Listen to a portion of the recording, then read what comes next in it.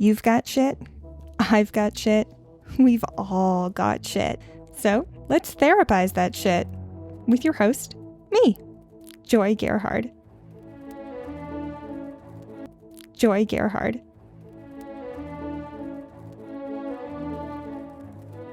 Please note, I am not a therapist. I cannot and do not diagnose anyone or prescribe anything.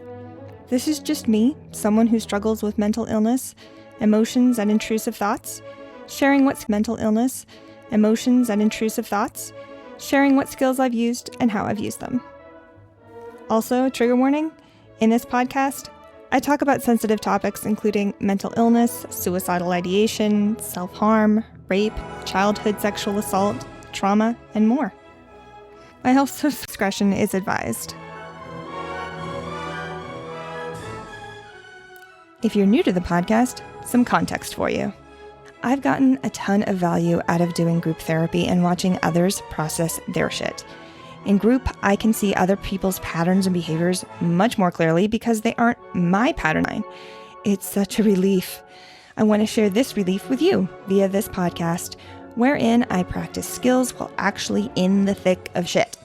Each episode, I typically do an introduction and provide some context. Then I play a recording of me actively dealing with shit. This isn't me talking about psychology or having strong emotions and strong urges. You're going to hear me crying, angry, numb. But my intention is always to move through an emotion, never to stay there. So stick with me, and we'll actually come out on the other side by the end of the episode. Alrighty, let's hop to it. It has been a hot minute. It has been many hot minutes, and it's also been some cold minutes. It's been a variety of temperature and minutes, something. I don't know. I have been putting off posting a new episode for, 2 years. I'm just going to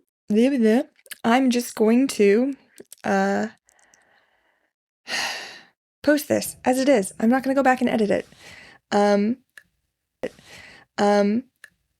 I actually recorded this episode already, and I'm checking it and doing it again because I was doing the thing that I'm actually supposed to be focusing on not doing. We're going to get to all of this. Focusing on not doing. We're going to get to all of this. So this is going to be rougher than we're used to. Because I'm not going to edit it, I'm just going to fucking record it and post it. So, I have a thing I'm working on right now with my therapist. And that's kind of the thing I want to talk about most today. We've been working on a great number of things in therapy. It feels like we're drilling down and finally starting to find bedrock and identifying some of the root things that are getting in the way of me doing really anything else effectively.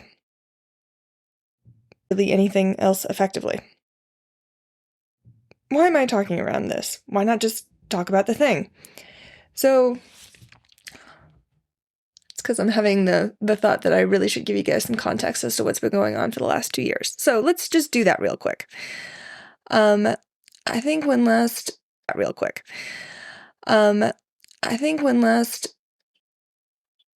you heard from me, that would have been in October of 23. Right. I'm just going to sit here in silence for a second and contemplate what was going on in my life at that time.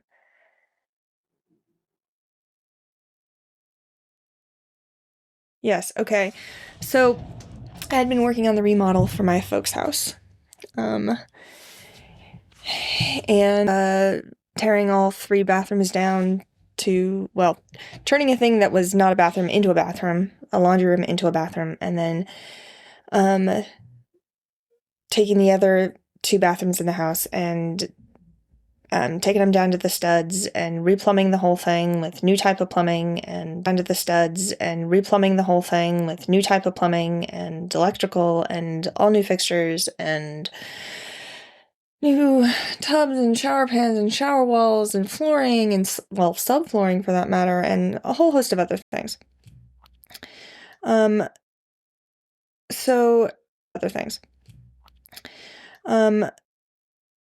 So I worked on that with my dad up until we started in April of 23, and I worked on it with him up until around June, I think, of 24. Maybe it was like May. And then I had a mental breakdown. For those of you who've been around for a while listening, diagnosed with autism back in 2022. And it's been kind of like that experience of watching a, what do you call it? Like a murder mystery movie. And you get to the end and you find out who done it. And the clues were there the entire time. There was a lot of evidence to suggest that I was autistic all the way back to infancy, but it took us a while. It took me a while. But one of the things that I was really struggling with in working with my dad is that my dad time and he would not communicate those changes with me, and because we were working together, we needed to be in the same location at the same time because of physics. And I was having repeated meltdowns over the fact that he would have last-minute schedule changes. Can you just, as soon as your schedule changes, it's fine that it changes, just as soon as it does, let me know so that I have as much advance notice as humanly possible. And this is like the biggest source of tension between him and me for the whole project. And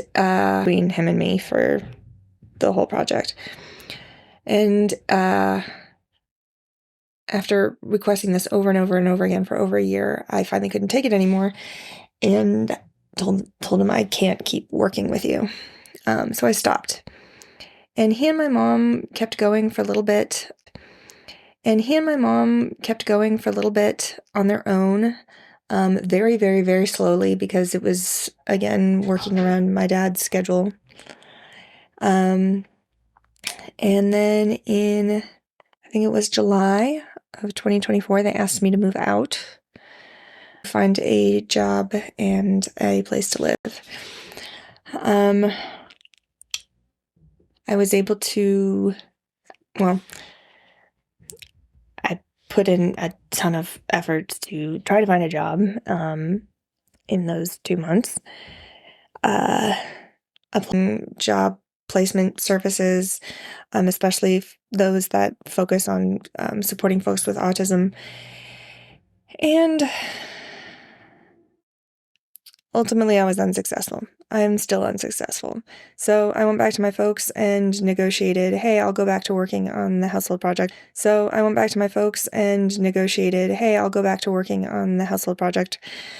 As long as I get to do it by myself, if you both allow me to stay and continue living here while I continue to look for a job.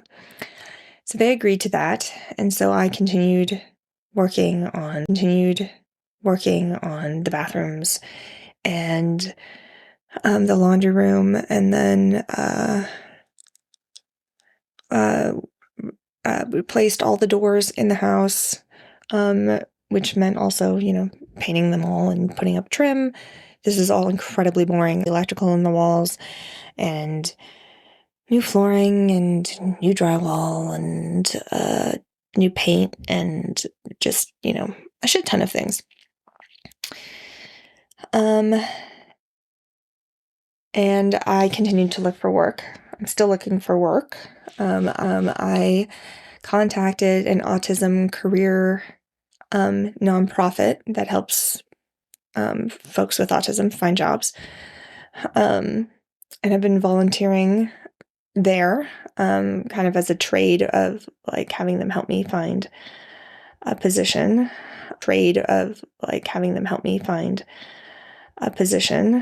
I am also working with the Department of Vocational Rehab, with a job placement person there. And a lot of folks are saying, hey, here's a company that needs your skills. They have exactly like a position that is exactly what you do.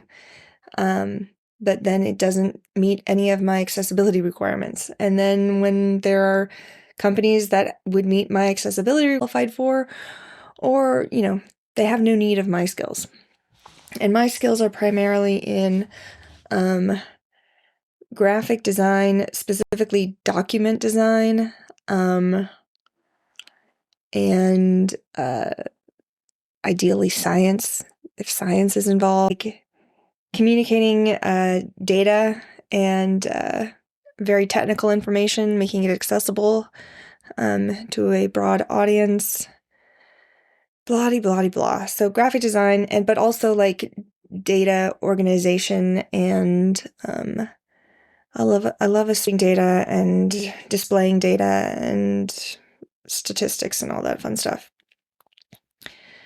So it hasn't been great. The job search has been very discouraging, and it continues to be discouraging. And the feedback I'm getting, and it continues to be discouraging. And the feedback, I'm getting a lot of feedback that's contradicts itself. Folks saying, oh, you should totally have like this huge resume, and you should, put all this information on your website. And then folks looking at my website and saying, oh, you should take that down. It's too, put all this information on your website. And then folks looking at my website and saying, oh, you should take that down. It's too much information. And I actually wrote myself a user manual to describe my accommodations, how I like to work, how an employer can get the most out of me, all of that. It still has not been effective at helping me find a job. But for now, at least my folks are fine with me continuing to live here while I continue to work on the house and look for work.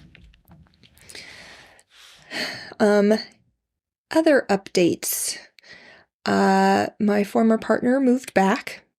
He moved away. Interesting challenge. I run into him periodically.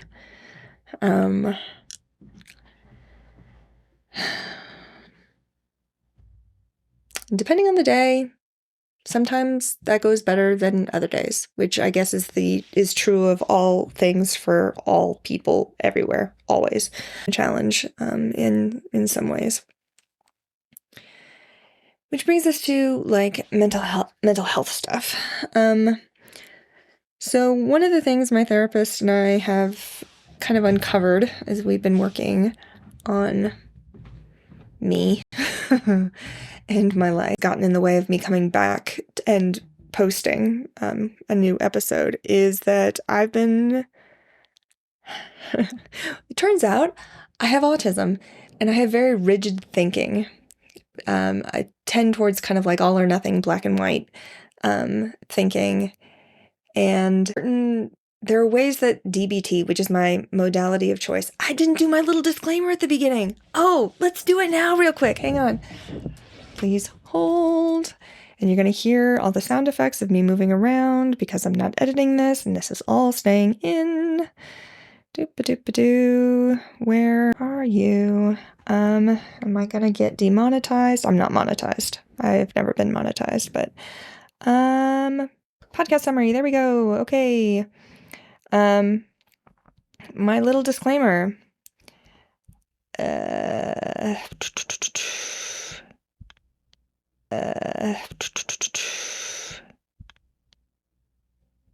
Oh, yes. Okay, here we go. Most of the skills I reference are from the DBT manual by Marsha Linehan. DBT stands for Dialectic Behavioral Therapy and is my therapy type of choice. The DBT manual is linked in the description and is my therapy type of choice. The DBT manual is linked in the description both in PDF form and where you can buy a hard copy.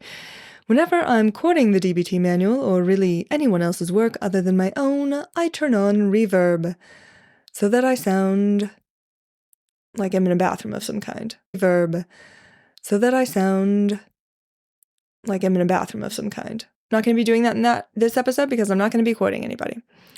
I will be referencing handouts from several of the DBT modules in this episode, of which there are 4. 4 DBT modules, not 4 episodes.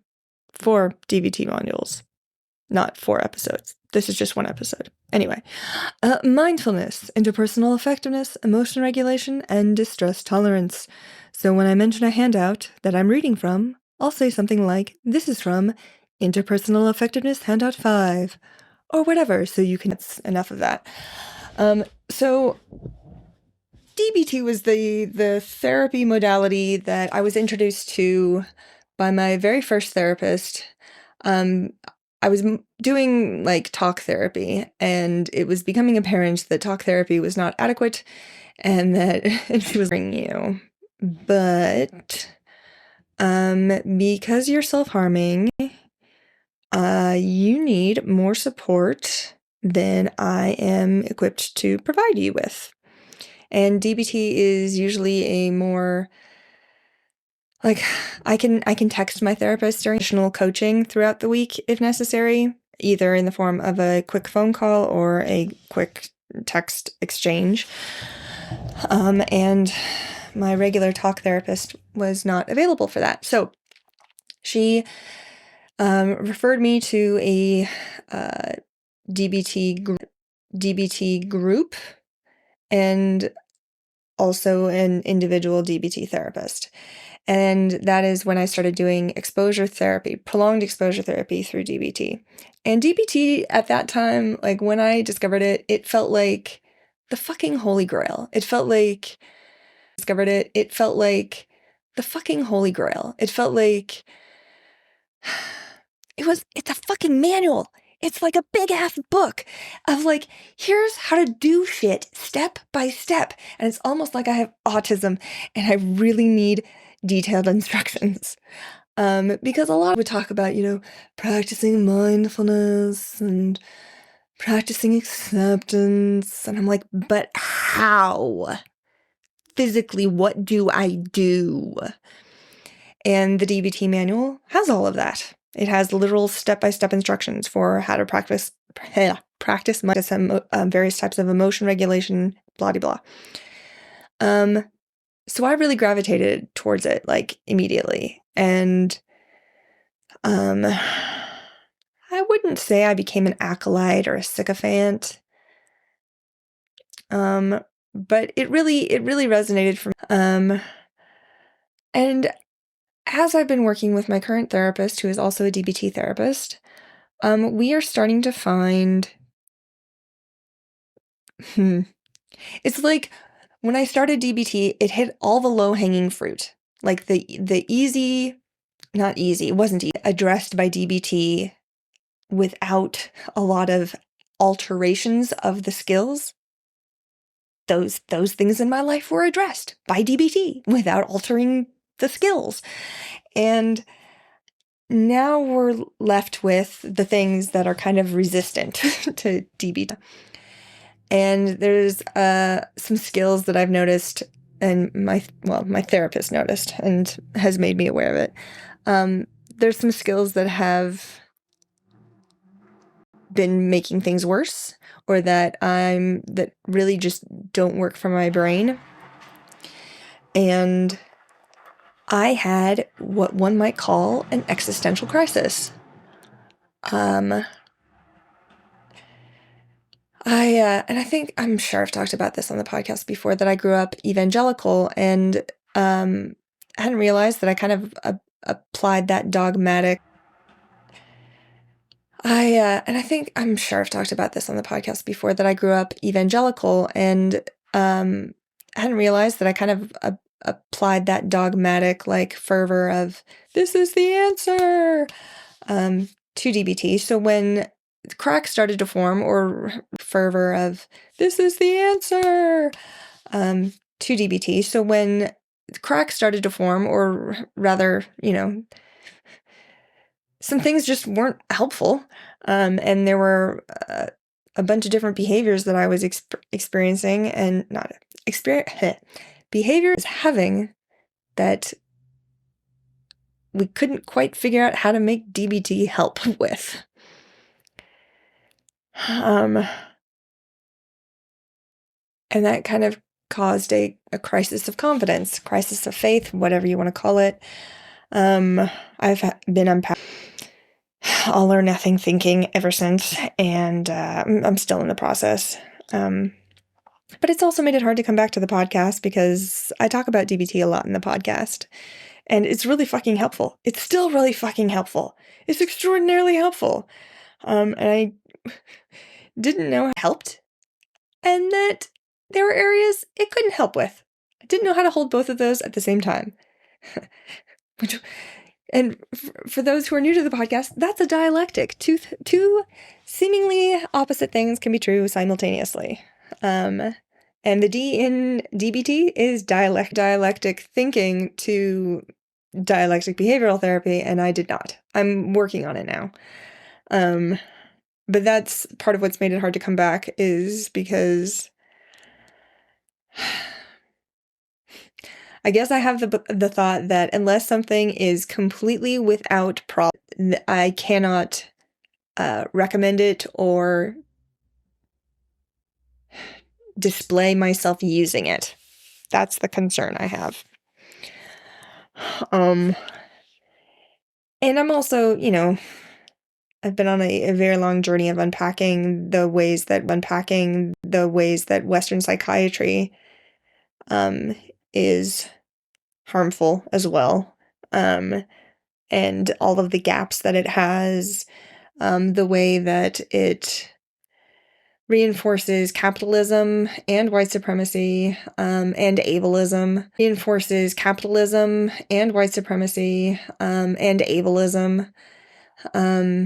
how it gets weaponized to further marginalized people, how it gets weaponized to disable people and remove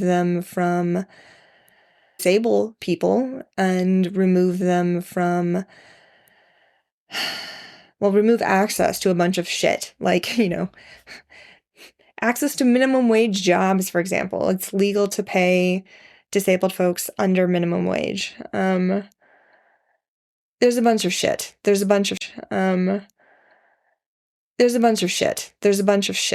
around Western psychiatry and psychology, and yeah, so I've just been kind of struggling to know how to move forward, given that all of it in there, but my grappling with it has shifted. So, I am just gonna keep on trucking and periodically acknowledge that, hey, this isn't for everyone. Yeah. But I've been struggling with all of that. So lately, my therapist and I have been working on my sticky brain and the ways in which I have not been diagnosed formally with OCD, but my therapist keeps mentioning that there are a lot of skills that would be useful for someone with OCD that they think would also be useful for me. And the biggest sticking point that I'm encountering with my sticky brain is the obsessiveness,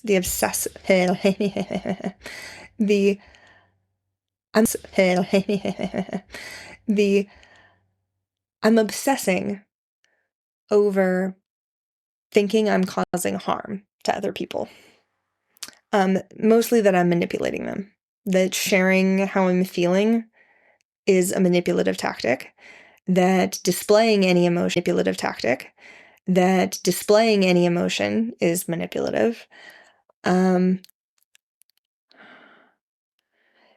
if someone doesn't give me the thing that I would like, if I have any emotional reaction to that or express the impact of that, and they change their mind, they're like, oh, okay, here you go. Like, I didn't understand and now I do. I have the thought that me sharing my feelings or displaying my feelings, I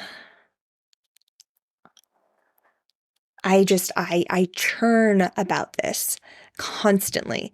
And I also have the thought that unless I share what happened, like if I'm talking to somebody about an event that happened to me or a conversation or something, total accuracy. The fact that I have cherry-picked the facts that I'm sharing means that I am lying by omission. That's another belief that I have. So I obsess over chronicling events with minute detail, so that if I'm talking to a friend or my therapist and asking for advice or just wanting input on it, they can give me accurate or helpful input. But that's really not the big reason. I'm really concerned that in not sharing it perfectly and exactly with all the details, that I am manipulating them into thinking that I am without fault. It's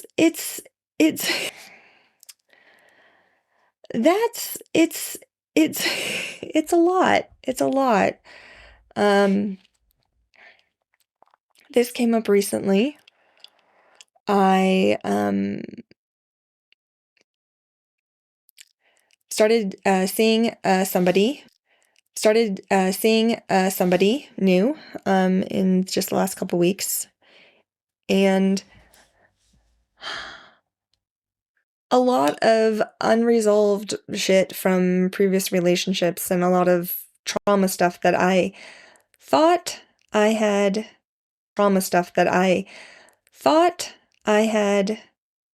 kind of moved on from, was coming up. And I was trying to like stuff it, and like, white knuckle my way on through, because I'm like, I barely know you. I'm not gonna like pour out my whole trauma history to you. But turns out that didn't work. And one day I started dissociating towards the end of us hanging out, and he was concerned and asked me how I was doing, and the floodgates opened. Because of course it did. And I had been very, very concerned about sharing my trauma history. I had been very, very worried, because I think what somebody who is making it up for sympathy would say. I've always felt like when I'm telling the story of any of my sexual abuse situations, so imagine I am the resource librarian at a library, and somebody puts in a request and says, hey, can you find this resource for me? And I go into the stacks to go pull that resource. The act of recalling the memory of the trauma feels very similar to me to lying. So it's like the path I would take to find the memory in my reference stacks in my library feels like the same path I would take to go to the lying section of my library. feels like the same path I would take to go to the lying section of my library. And part of that is because the memories are fuzzy. And in the same way that if you asked me, hey, what did you do yesterday, Joy? And I decided to make up a fucking August right now. So I did not go skiing, snow skiing. But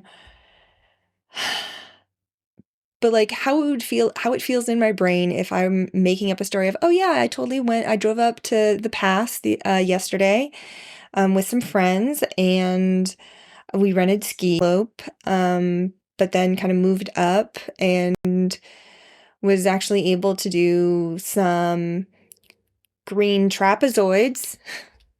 I know that's not what they're called, but anyway, like the way it just felt in my brain feels almost exactly the way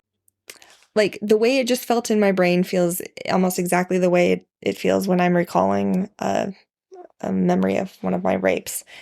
And even back to like when I first started having PTSD symptoms after my first adult rape, I thought I was lying.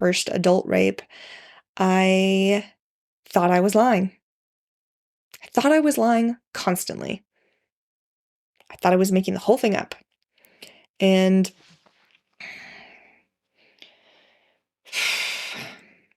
I still feel like that sometimes. Self-harmed was to communicate to myself that the pain I was feeling was actually real.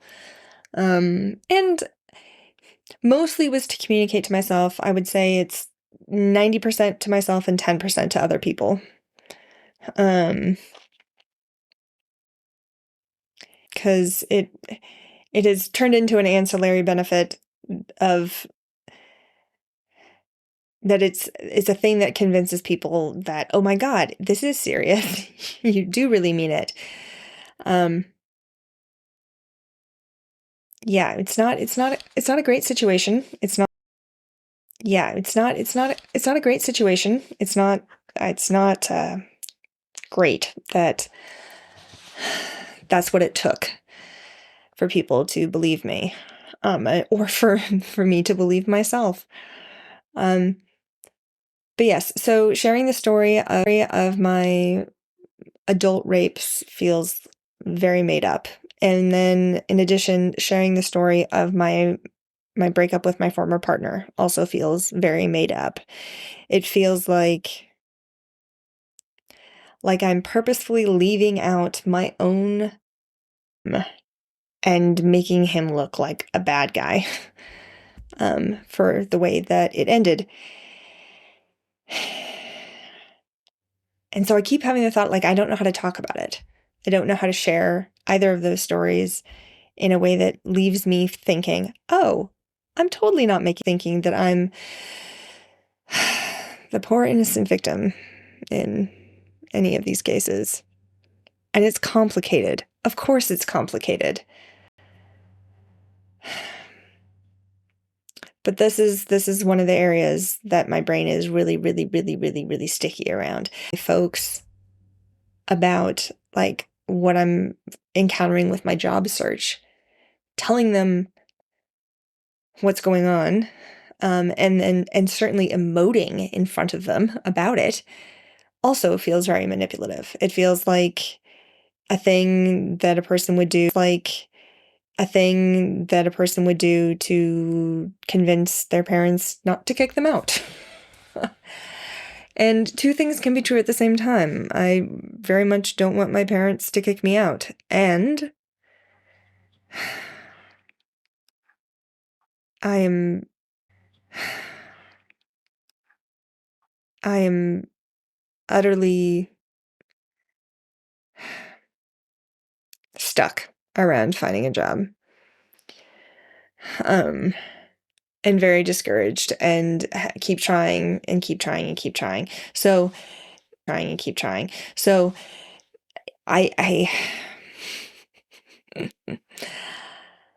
I don't know how to display emotion or talk about an emotion and have somebody, as a result of me sharing my emotion, comfort me, or emotion comfort me, or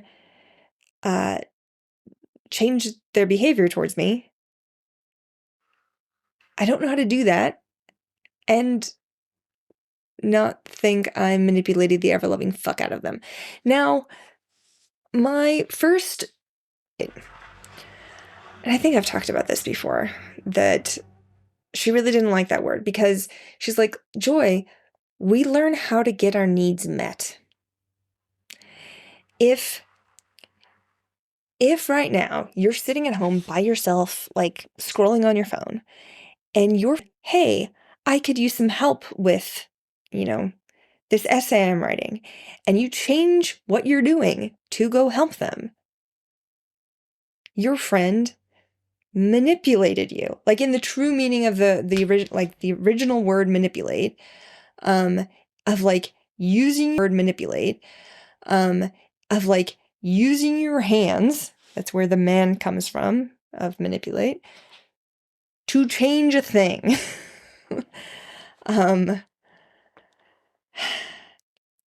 And so like making a request manipulates. Now, of course, the common parlance, the way we use it in, just out and about, is usually that there's an ulterior motive that is is not being expressed.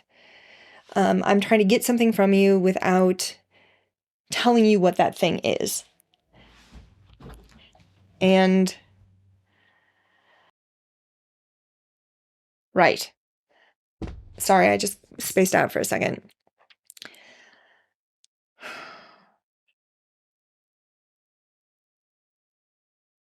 And again, I have the thought that if I don't say everything my behavior and I somehow get the thing that I want without having expressed that that's the thing that I want, but having expressed some other experience, it's fucking madness. My fucking brain is driving me insane. Yeah, me insane. Yeah.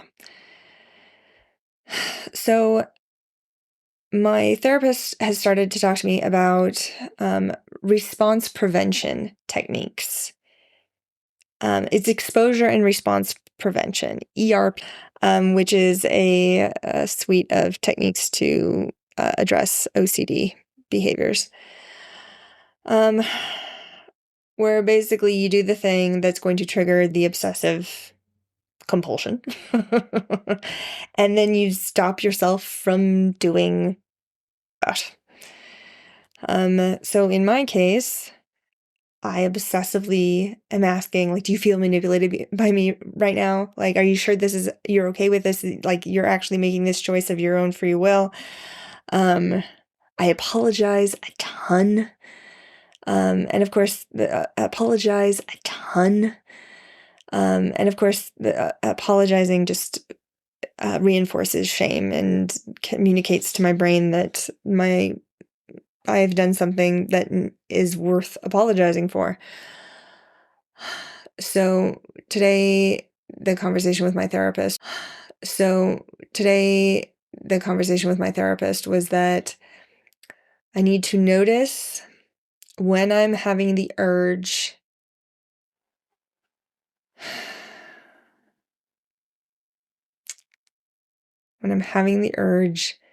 to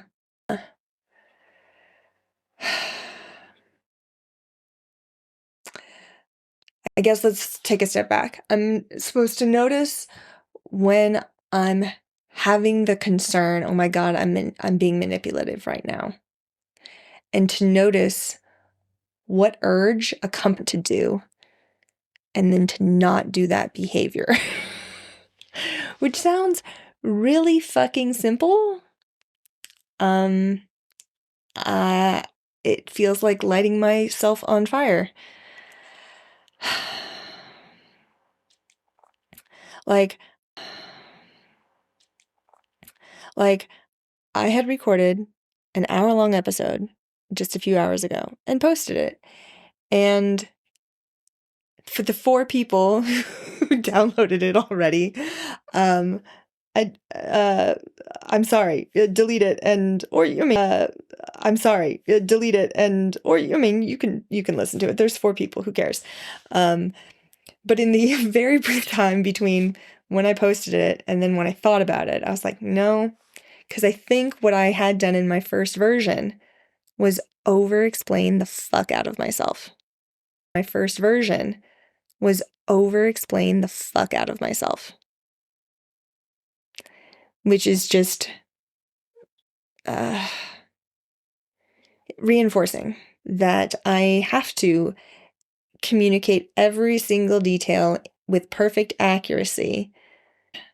The other person I'm talking to has a totally accurate read on the situation, which, like, if I'm like really centered and grounded, I know is impossible. I am one person. So all I can share is my perspective. Unless I've like interviewed them with perfect accuracy, really all I can ever share is my perspective. So the idea that it's possible for me to give somebody a completely unbiased view of anything that I've experienced, and I know that intellectually I'm not reliable to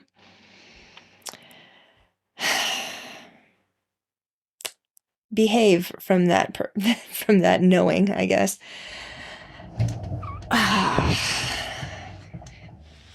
Episode down. I think I also possibly overshared some things.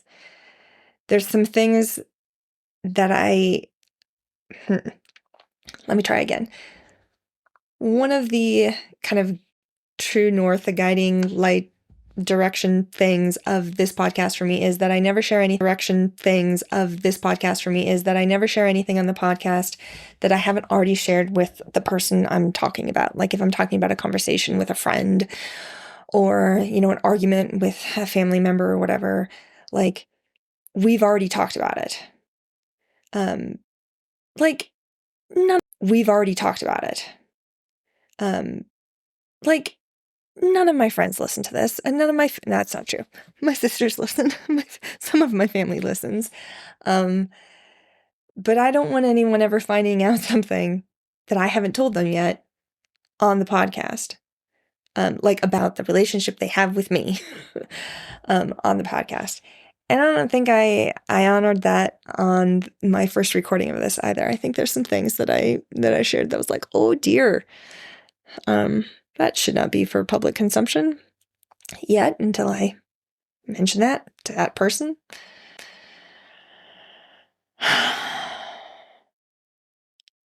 But yeah, so again, the thing I'm working on right now is noticing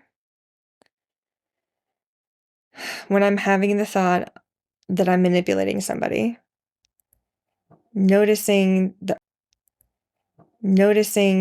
urge that accompanies that thought, the behavior that I want to do, the thing I want to say, the genuflection and self-flagellation I want to do, and then stop myself from doing that thing. But then the next thing to do is to re-ground myself in the present moment, because one of the things that this sticky brain thing does is it pulls me out of the here and now, and it pulls me into what if, and also ruminating on the past of like, did I say it exactly right? Do I need to like correct every single tiny detail that I just shared about this past thing? So to recenter myself in the present moment, there's several different skills, and I've talked about some of these on the podcast already. They're all mindfulness skills of being aware of what is happening right in front of me right now.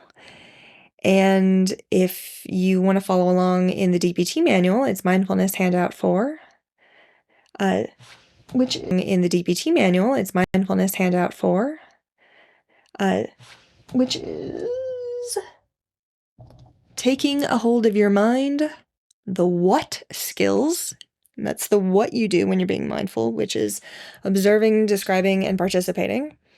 And then it's mindfulness handout entitled Taking a Hold of Your Mind, the how skills, which are non-judgmentally, one mindfully, and effectively. So if you smash those two together, the what you're doing and the how you're doing it, it's you are non-judgmentally, one mindfully, and effectively. And there's a ton of examples in the DBT manual right after each of those handouts of ways to practice those things. My favorite thing to do for a mindfulness practice that is pretty not innocuous, stealthy, is that the right word? Whatever. Other people can't tell that I'm doing it. I like doing, 5 things I see, 4 things I feel, 3 things you taste. But typically I'm not smelling or tasting anything. And I've done that, like identifying things I'm seeing, hearing, and feeling. There are times when I'm so out of the present moment that it takes me like 10 minutes of just naming everything I see, everything I hear over and over and over again to get myself back in the present moment. Depending on how dysregulated I am. So it kind of ends up feeling a bit like the game I Spy. I also like to play the game, I don't know, find 5 things that are red, find 6 things that are round, find 7 things that are squishy, as a way of kind of like making my brain do a treasure hunt, because it's hard for me to spiral and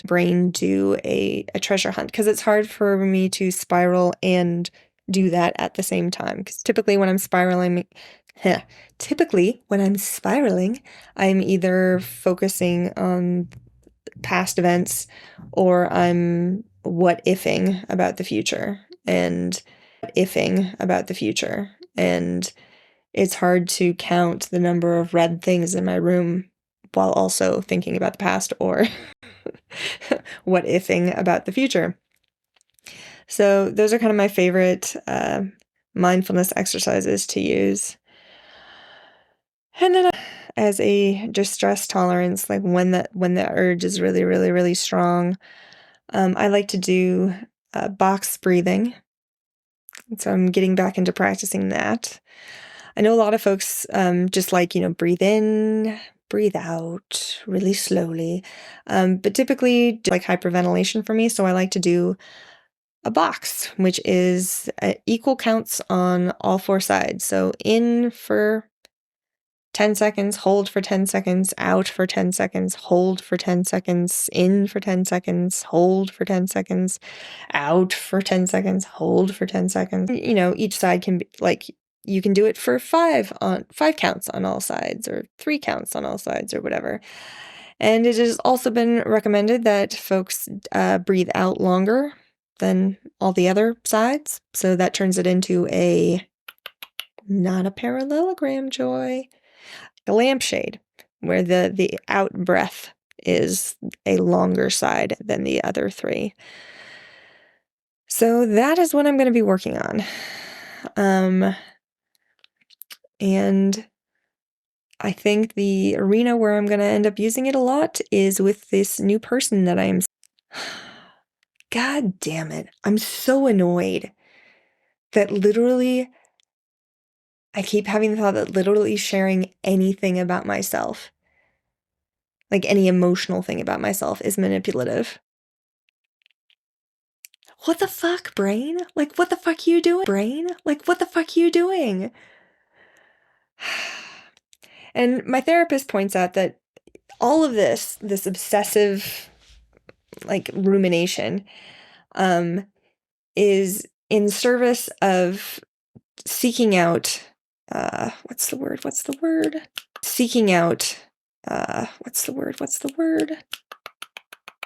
certainty. And of course, ruminating about, you know,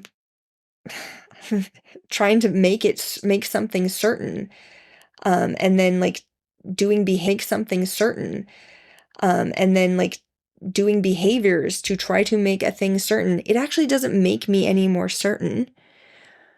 I got home after having a long trauma dump on this poor human that I started seeing, and I talked to human that I started seeing, and I talked to two of my best friends and was like, I think I just manipulated the fuck out of this dude. And both of them were like, no, Joy, like those emotions you were just describing are real. Like that's not a manipulative tactic. But nothing they said actually made me feel better. Or it like did for a very tiny little, like a fraction of a second before my brain started picking apart their reasoning and being like, oh, well, the only reason you think that I was being a good person in that moment is because I didn't tell you the full story. And if you knew the full story, like all the thoughts that I was having and all the things I wanted, like I wanted to be heard.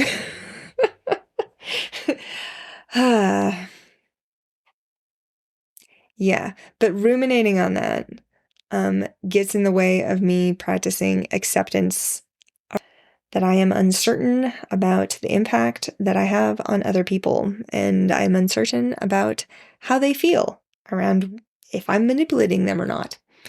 And all I can do is believe what they tell me. If they tell me that they're fine, believing that they're fine. And it's almost like I grew up in an environment where my caregivers, what they said they were feeling and how they behaved did not align. So I distrust when people say fine. So I distrust when people say they're fine, that they're actually fine. So like it makes sense. It makes sense that I have this ruminative, obsessive, compulsive thing. And it's not effective. It certainly doesn't create closer relationships. And it doesn't actually help me become more skilled at acceptance. This behavior rut. It's this big, huge it's the Grand Canyon of a rut. And every time I send more behavior down that rut, I'm just carving that canyon deeper. And while I'm carving that canyon deeper, I am not simultaneously creating a new rut of behavior that's actually effective in the long term and for the type of relationships I want to have. Like, I am just me. I can't be digging my Grand Canyon of old ruts and a new canyon simultaneously.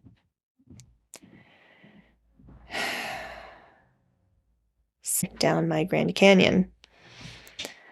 But yeah, so all of this, like this rumination and the behaviors that come from it are around seeking certainty. And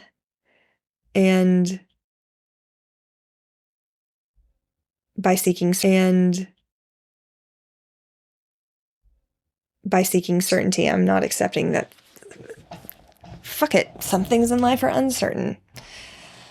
And I have thoughts and feelings about that. I have thoughts and feelings about life's uncertainty. And it can be distressing at times. And then the thing to do, Joy, is to sit with that distress and do some distress tolerance and do some acceptance. Blah, blah, blah. We know this. Another thing that my therapist pointed out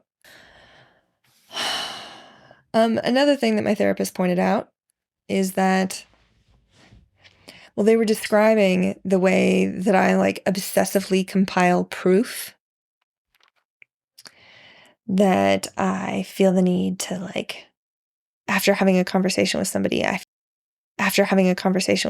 feel the need to like write down as as much of a transcription of what I remember as possible. So then when I'm sharing it with other people and saying, hey, this is a thing that I struggled with, or here's a conflict that just happened and I could use some support or whatever, I'm giving them accurate details. I obsess around being able to prove to people that the distress I'm feeling around something is warranted, is validated. I feel the need to go job and all of compile basically. I feel like a lawyer trying to present a case to a jury. And because I'm basically trying to guarantee that I will be believed. Therapist was like, hey, that's getting in the way of you accepting that you can't necessarily control whether people believe you or not. I'm like, God damn it. They're such a menace. And I asked the question, I was like, do I have proof? Which had my therapist cackle and say, I've never heard it described quite that way, but yes, that's exactly what you have going on. You are depending on proof so that you don't have to do some other uncomfortable face, accepting that I can't control whether I am believed, and I can't control whether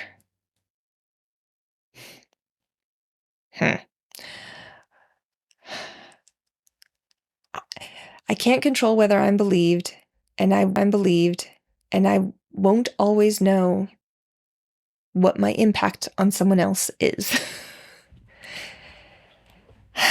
And that is very, very, very, very, very, very, very uncomfortable because I'm terrified of causing harm.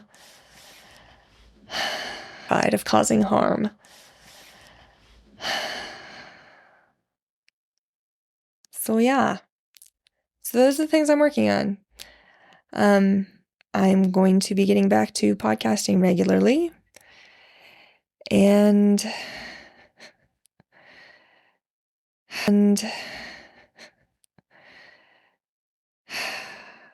this feels strange. It feels strange because I know I have a lot of pauses in this episode. I'm not going to edit them out. I'm just going to leave them in. I know I have a lot of moments when I tripped over my words, and I'm going to leave those in too. I had several moments where I couldn't think of the right word, so I used the wrong word. It's very uncomfortable to be putting out a product that I am having the thought is not good enough. We're doing it anyway. Exposure joy. Exposure to imperfection. It's fun. Okay. Thank you all for listening. Oh, hang on. Just a second. I forgot to do this the first time I recorded this. And so I'm doing it now. And because I'm not going to edit this, you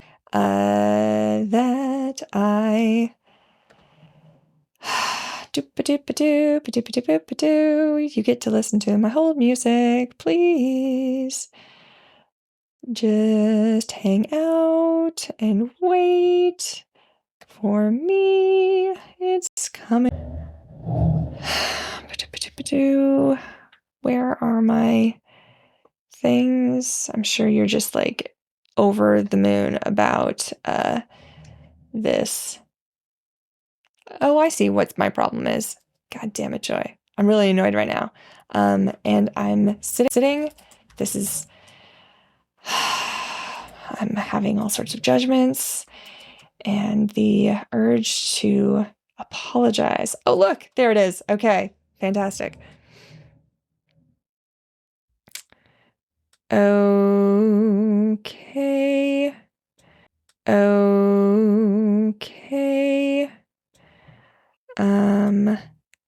Here it is.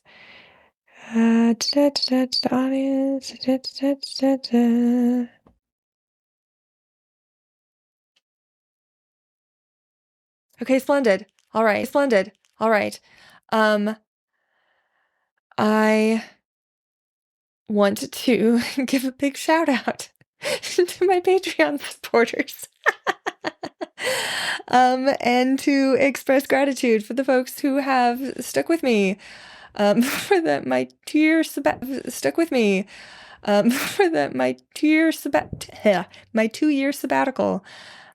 So huge thank you to both of my sisters, Anne and Ruth, and to Sunny and Juicy for supporting several different tiers. They're all very sillily named. Their names are silly. There you go. But yes, thank you to my Patreon supporters very, very, very, very much. Okay, I don't know how to end this. So I'm just gonna do my usual thing and you're hard. If you like what you heard, please rate, review, subscribe, and tell your friends about it. I'll see you next time. Intro and outro music is Swan Lake Opus 20 by Tchaikovsky, performed by the London Symphony Orchestra, conducted by Anatoly Fistulari, and released on LP by Richmond High Fidelity London Records in 1952.